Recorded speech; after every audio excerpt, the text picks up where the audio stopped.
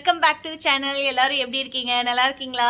இன்னைக்கு வந்து பார்த்தீங்கன்னா just day in my life video, evening routine video தான். ரொம்ப நாள் கழிச்சு பார்த்தீங்கன்னா கோயம்புத்தூரில் செம்ம மழை. பார்த்தீங்கன்னா ரொம்ப நாள் கழிச்சு மழை வந்திருக்கு. அதுவும் சூப்பரான இடியுடன் கூடிய பலத்த மழை பெஞ்சிச்சு. ரொம்ப நல்லா காற்று. ஸோ உங்களுக்கு அந்த வீடியோவில் காமிச்சிருக்கேன் பாருங்கள்.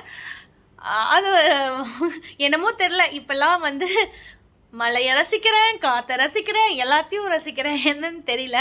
ஓகே, ஸோ வந்து பார்த்திங்கன்னா இன்றைக்கி வந்து ரெசிப்பியும் செய்யலான் இருக்கேன்.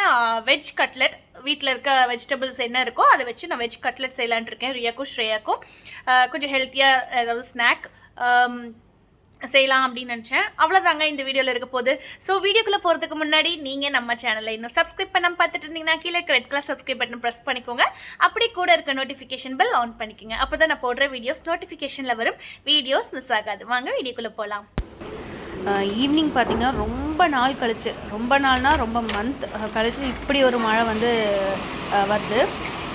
ஸோ ரொம்ப ரொம்ப சூப்பராக இருந்துச்சு காற்று. ஸோ எல்லாமே டோர்ஸ் எல்லாமே ஓப்பன் பண்ணிவிட்டு, எல்லா பால்கனி டோர்ஸு, மெயின் டோர்ஸ் எல்லாம் ஓப்பன் பண்ணி விட்டுட்டேன்.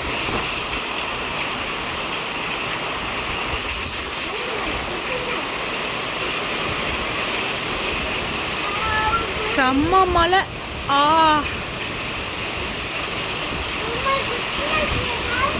3 மணி நேரம் சரியான மழை. ஃபஸ்ட் டைம் வந்து ரியா வந்து மழையை என்ஜாய் பண்ணுறான்னு சொல்லலாம். ஏன்னா இதுக்கு முன்னாடி மழை காலத்தில் வந்து ரொம்ப குட்டி குழந்தையாக இருந்தால் அவளுக்கு மழைன்னா என்னென்னு தெரியாது, எதுவுமே தெரியாது.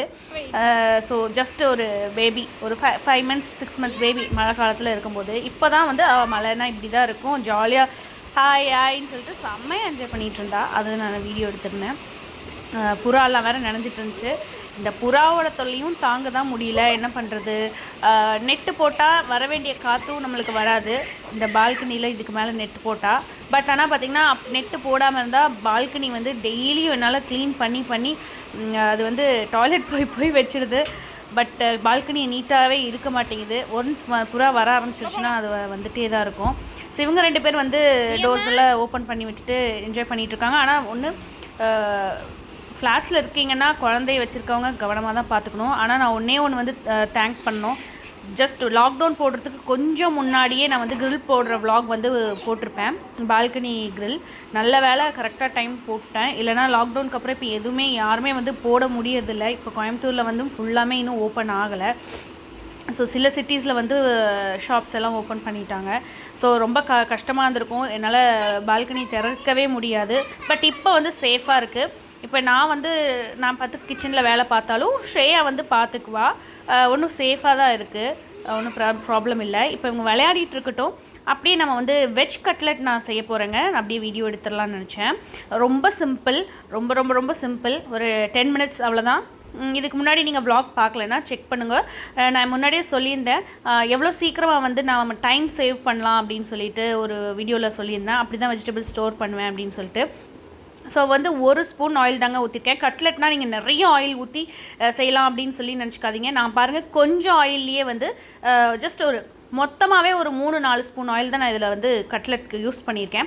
ஸோ ஃபஸ்ட்டு 1 ஸ்பூன் ஆயில் ஊற்றிட்டு இஞ்சி பூண்டு பேஸ்ட் போட்டு ஒரே ஒரு பெரிய வெங்காயம் பொடியாக நறுக்குனது போட்டுட்டு, அதுக்கப்புறமா மஞ்சத்தூள் 1/4 ஸ்பூன், கரம் மசாலா 1/4 ஸ்பூன், அதுக்கப்புறமா சில்லி பவுடர் ஒரு 1/2 ஸ்பூன் போட்டிருக்கேன். சில்லி பவுடர் வந்து அதிகமாக போடல, ஏன்னா 2 பேர் சாப்பிட்ணுனால. நீங்கள் வந்து காரம் உங்களுக்கு அதிகமாக வேணும்னா அதிகமாக சில்லி பவுடர் போட்டுக்கலாம். ஸோ இது வந்து நல்லா கொஞ்சம் ஃப்ரை ஆனதுக்கப்புறம் பச்சை பட்டாணி போட்டிருக்கேன், க்ரீன் பீஸ், அதுக்கப்புறமா கேரட் வந்து துருவி போட்டிருக்கேங்க. இதில் ஒரு டிஃப்ரென்ஸ் இருக்குது, நான் சொல்லிடுறேன். கேரட் வந்து சில பேர் வந்து கட் பண்ணி பொடியாக கட் பண்ணி போடுவாங்க. நான் வந்து போடல அப்படி. ஏன்னா ரியாவுக்கு சாப்பிடணும் இல்லையா, அதனால். இப்படி செஞ்சாலும் நல்லா தான் இருக்கும். இன்னும் சாஃப்டாக வரும் கட்லெட் வந்து, ரொம்ப ரொம்ப இன்னும் சாஃப்டாக வரும். அதுக்கப்புறம் பார்த்திங்கன்னா ஆல்ரெடி நான் கார்ன் ஸ்டோர் பண்ணுறதை காமிச்சிருப்பேன். இது வந்து நம்ம கார்ன் எப்போவுமே வந்து ரொம்ப நாள் ஸ்டோர் பண்ண முடியாது. பட் நான் அந்த வீடியோவில் காமிச்சிருப்பேன். ஒரு கண்டெய்னரில் போட்டு வைப்பேன், அது நல்லாயிருக்கும், எல்லா டிஷ்ஷஸ்க்கும் யூஸ் பண்ணலாம். ஸோ இந்த வெஜிடபிள்ஸ் தான் யூஸ் பண்ணியிருக்கேன். கார்னும் வந்து பார்த்திங்கன்னா வேக வச்சது தான்.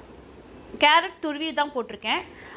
பச்சை பட்டாணி வந்து ஒரு 2 minutesலேயே பாயில் ஆயிரும். ஸோ இது வந்து மொத்தமாகவே உங்களுக்கு ஒரு 2 minutes வந்து தண்ணி ஊற்றாமல் ஃபஸ்ட்டு 2 minutes மூடி வச்சிடணும். அதுக்கப்புறமா ஜஸ்ட் ஒரு 1/2 glass ஆஃப் வாட்டர், நிறையா கிளாஸ் வாட்டர் ஊற்றக்கூடாது, ஜஸ்ட் ஒரு 1/2 cup ஒரு 1/2 glass அப்படி ஊற்றிட்டு ஜஸ்ட் ஒரு 2 மினிட்ஸ் விட்டிங்கன்னா அந்த தண்ணி எல்லாமே வற்றி போயிடும். ஸோ அதுக்கப்புறமா இப்போ ஆஃப் பண்ணிவிட்டு ஸ்டவ் ஆஃப் பண்ணிவிட்டு இதை ஆற வச்சுட்டு மிக்சியில் போட போகிறேன். இதுவும் ஆப்ஷன் தான். உங்களுக்கு வந்து ஸ்மாஷர் இருந்தால் நல்லா வச்சு ஸ்மாஷ் பண்ணிக்கலாம். பட் அகெயின் நான் வந்து ஆப்ஷன் தான் சொல்கிறேன். நான் வந்து மிக்சியில் ரிவர்ஸில் ஒரே ஒரு சுற்று பார்த்திங்கன்னா தெரியுது, ரொம்ப நைஸாக இருக்கல, அங்கங்கே கார்ன் வந்து லைட்டாக தெரியுது. ஸோ ரிவர்ஸில் ஒரே ஒரு சுற்று, அவ்வளோதான். அதுக்கப்புறம் ஆல்ரெடி வந்து பொட்டேட்டோ வேக வச்சுருந்தேன், அது ஒரு 2 பொட்டேட்டோ ஆட் பண்ணியிருக்கேன்.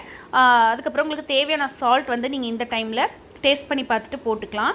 கரெக்டாக இருந்துச்சு சால்ட், அதனால் விட்டுட்டேன். அப்புறம் கொஞ்சம் கொரியாண்டர் லீவ்ஸ், கொத்தமல்லி இலை, இது வந்து கொஞ்சமாக பார்த்திங்கன்னா ரியாக்கு வந்து எடுத்து வச்சுட்டேன். ஏன்னா நான் இப்போ வந்து உங்களுக்கு வந்து பைண்ட் பண்ணுறதுக்கு கார்ன்ஃப்ளவர் மாவு யூஸ் பண்ண போகிறேன். இதுக்கு முன்னாடி நான் சூப் வீடியோ போடும்போதும் நான் வந்து கார்ன்ஃப்ளவர் மாவு போடுறதுக்கு முன்னாடி ரியாக்கு கொஞ்சம் எடுத்து வச்சுருந்தேன் இல்லையா.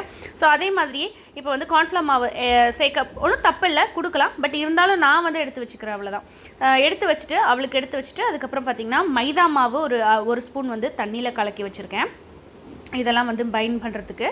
ஸோ மைதா மாவு தண்ணியில் கலக்கி வச்சுருக்கேங்க. அதை டிப் பண்ணி பிரெட் க்ரம்ஸ் வந்து எப்போவுமே ஃப்ரிட்ஜில் இருக்கும். ஸோ இந்த மாதிரி நம்ம நிறைய ஐட்டம் செய்யும்போது டக்குன்னு செஞ்சிடலாம். ரொம்ப பெரிய அந்த டைம் ஆகாது, ரொம்ப பெரிய வேலையாக தெரியாது. அதனால தான் ரொம்ப ஃபாஸ்ட்டாக செஞ்சிடலாம், அவ்வளோதான். ஸோ இதை வந்து நம்ம இப்போ ஃப்ரை பண்ணி எடுக்க வேண்டியது தான். ஸோ இப்போ இதே மாதிரி இது அத்தனையும் வந்து உங்களுக்கு வந்து பிரெட் க்ரம்ஸில் கோட் பண்ணி எடுத்துட்டேன். நான் சொன்ன மாதிரி பார்த்திங்கன்னா ஷாலோ ஃப்ரை அப்படின்னு சொன்னாலுமே ஆயில் வந்து நிறையா இருக்கும். பட் அதுக்கும் கம்மியாக தான் நான் ஆயில் ஊற்றிருக்கேங்க. ஃபஸ்ட்டு ஒரு ஸ்பூன் வந்து ஆயில் ஊற்றிருந்தேன் இல்லையா வெங்காயம் தாளிக்கிறதுக்கு. அதுக்கப்புறம் இது ஃப்ரை பண்ணுறதுக்கு ஒரு 2 ஸ்பூன் தான், மொத்தமாகவே ஒரு 3 ஸ்பூன் ஆயில் தான் நான் ஊற்றிருக்கேங்க. ஸோ உங்களுக்கு வந்து ரொம்ப ஹெல்த்தியாக, ஆயிலும் கம்மியாக தான் ஊற்றிருக்கோம், ஹெல்த்தியான வெஜ் கட்லெட் வந்து ரெடி. ஸோ இது வந்து சாஸோடு சாப்பிடலாம், இல்லை மைனீஸ் கூட சாப்பிடலாம், அவ்வளோதான். ஸோ அவங்களுக்கு கட்லெட்டெல்லாம் எடுத்து செஞ்சு கொடுத்துட்டு பால் 2 பேர்த்துக்குமே கொடுத்துட்டேன். ஸோ அவங்களோட வயிறு ஃபில். இப்போ வந்து அவங்க விளையாடிட்டுருக்காங்க 2 பேரும்.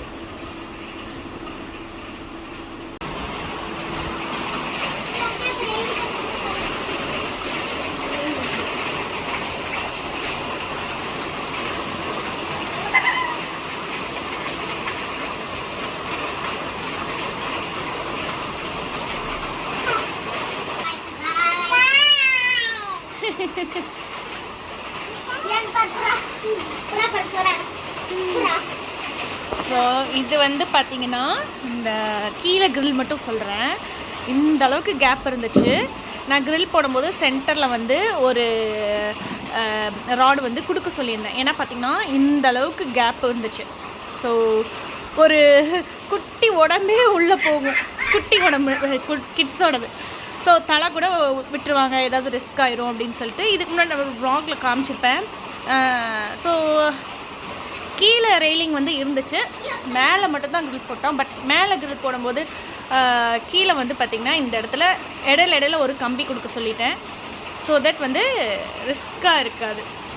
அடா பார்த்தீங்கன்னா அப்படியே ஆஹா தகன்னு. நான் வந்து காஃபிக்கு ரொம்ப அடிக்ட், பட் இப்போ குறைச்சிருக்கேன், ரொம்ப குறைச்சிருக்கேன். வெயிட் லாஸ்க்கு அப்புறம் ரொம்ப ரேராக தான் குடிக்கிறேன்.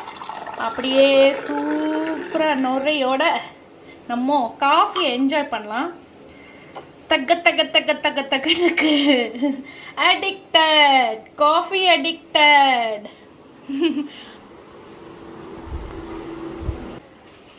ரெண்டு பேரும் அங்கே விளையாடிட்டு இருக்காங்க. நம்ம வந்து காஃபி நான் என்ஜாய் பண்ண போகிறேன். காஃபிக்கு வந்து ரொம்ப நான் வந்து என்னோடய ப்ரீவியஸ் vlog பார்த்திங்கன்னா தெரியும், எல்லாருக்கும் டீ வச்சு கொடுத்துட்டு நான் காஃபி குடிப்பேன்.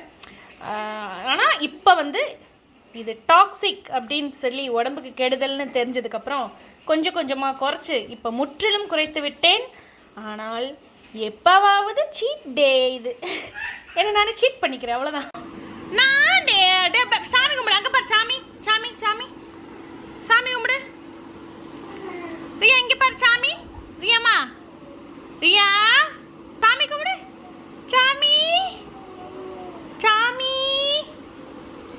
உத வாங்க போறா பாரு, இங்க ஒருத்தி. டாய் தலையில என்ன, இங்க வாரு, தலையில என்ன?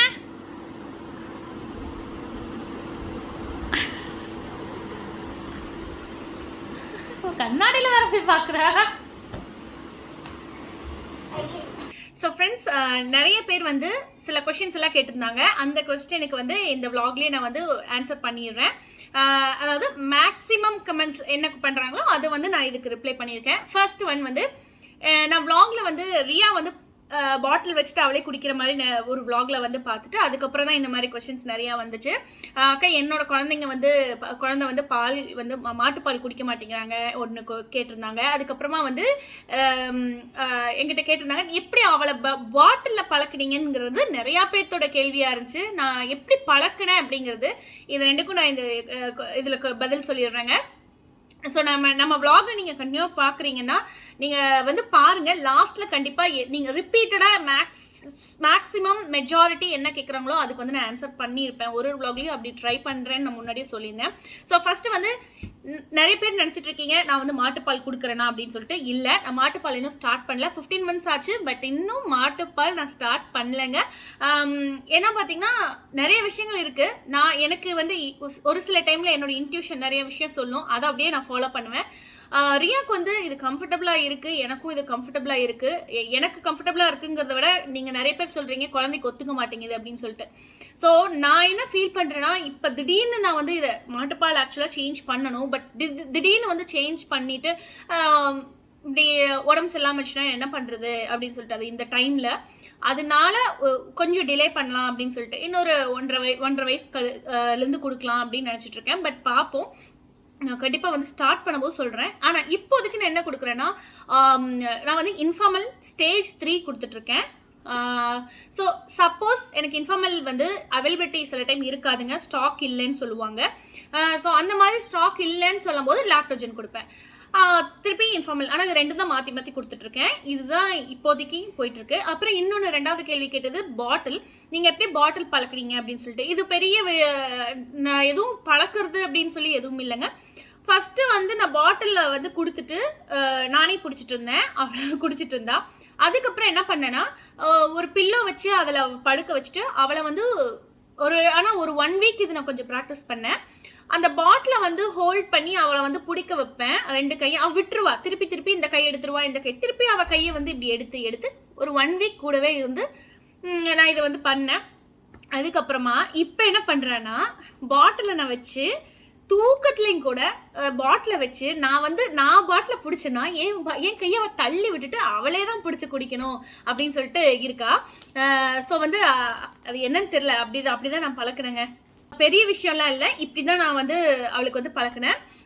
ரொம்ப ஈஸி தான், நீங்கள் வந்து ட்ரை பண்ணி பாருங்கள். ஆனால் ஒன்றுங்க, நீங்கள் வந்து படுக்க வச்சு குழந்தைய நீங்கள் கொடுத்தாலும் சரி, இல்லை அவங்களே படுக்க வச்சு பழக்கினாலும் சரி, ஃப்ளாட்டாக இருக்கக்கூடாது, தலை வந்து ஃப்ளாட்டாக இருக்கக்கூடாது. கொஞ்சம் வந்து தலையை லிஃப்ட் பண்ணி ஏதோ ஒரு பில்லோ மேலே ஒரு பில்லோ போதும், நல்லா சாஃப்டான. ஏன்னா ஹார்டு பில்லோ வந்தால் கழுத்து வலிக்கும். சாஃப்டாக இருக்கிற ஒரு பில்லோ வந்து நல்லா கொஞ்சம் ஹைட் வச்சு கொடுத்தா பொறை ஏறாது, இல்லைன்னா பொறை ஏறிடும். இப்படி ஃப்ளாட்டாக வச்சு பால் கொடுக்கக்கூடாது, பாலோ தண்ணியோ எதுவுமே கொடுக்கக்கூடாது. அதனால் அதை மட்டும் கொஞ்சம் பார்த்து நீங்கள் ப்ராக்டிஸ் கொடுங்க, கண்டிப்பாக வந்து பழகிக்குவாங்க. நிறைய பேர் ஆனால் நினைப்பாங்க ஏன் இன்னும் நீ கவுஸ் மில்க் கொடுங்க அதுதான் நல்லது அப்படின்னு சொல்லிட்டு. எஸ், கவுஸ் மில்க் நல்லது தான். பட் நிறைய விஷயங்கள் நான் சொன்னேன் இல்லையா, நிறைய விஷயங்கள் பார்த்துட்டு நான் வந்து இப்போ எனக்கு பால் ஆக்சுவலாக வந்து எனக்கு சரியில்லை. இப்போ ஊற்றுறது மாட்டுப்பால் தான் நாங்கள் வாங்கிட்டு இருக்கோம். ஃபஸ்ட்டு வந்து நாட்டு மாட்டுப்பால்னு சொல்லி ஊற்றுனாங்க, ஆனால் அது டூப்ளிகேட் நாட்டு மாட்டுப்பால்னு எனக்கு அப்புறம் தான் தெரிஞ்சுது. இது ஒரு பெரிய விஷயமா இருக்குது நம்ம குழந்தைங்களுக்கு பால் கொடுக்கும்போது. இன்னொன்று, பேக்கெட் மில்க் கொடுக்கறதுக்கு பதிலாக இன்ஃபார்மல் இல்லை பவுடர் பால் எவ்வளவோ பெட்டருங்க. நான் முன்னாடியே சொன்னேன், பேக்கெட் பால் வந்து நான் அவாய்ட் பண்ணுறேன். நாங்களுமே குடிக்கிறது இல்லை, நானும் குடிக்கிறது இல்லை, ஸ்ரேயாக்கும் பேக்கெட் பால் கொடுக்கறது கிடையாது. எந்த பிராண்ட் அப்படின்லாம் கிடையாதுங்க, பாக்கெட் பால் கொடுக்கறது கிடையாது. ஸோ மாட்டுப்பால் தான் வாங்கிட்டு இருக்கோம். இது வந்து இப்போ எனக்கு கம்ஃபர்டபுளாக எப்போ தோணுதோ அப்போ வந்து ரியாக்கு வந்து கொடுக்க ஸ்டார்ட் பண்ணுவேன். அதை நான் கண்டிப்பாக ஸ்டார்ட் பண்ணும்போது உங்களுக்கு நான் சொல்கிறேன். சரிங்களா? உங்களுக்கு இந்த வீடியோ பிடிச்சிருந்ததுன்னா லைக் பண்ணுங்கள், ஷேர் பண்ணுங்கள், சப்ஸ்கிரைப் பண்ணுங்கள். இன்னொரு வீடியோவில் மீட் பண்ணுறேன். Thank you so much. பாய்.